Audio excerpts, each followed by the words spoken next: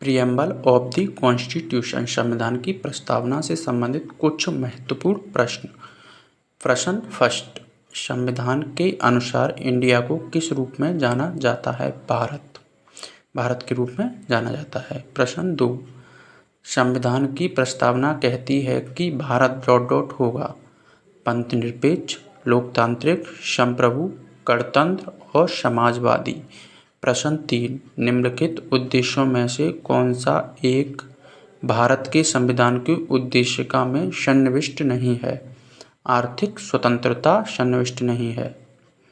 प्रश्न चार, भारत के संविधान के निर्माता का मस्तिष्क निम्नलिखित में से किसमें परिलक्षित होता है? प्रस्तावना में, प्रियम्बल में।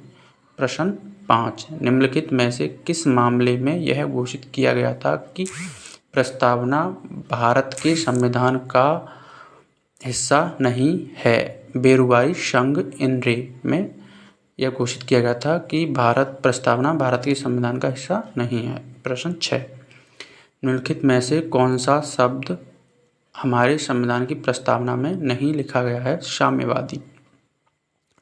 प्रश्न 7, भारत के संविधान की प्रस्तावना में वर्णित शब्दों का सही क्रम बताइए। न्याय, स्वतंत्रता, समता और बंधुत्व इसका सही क्रम है।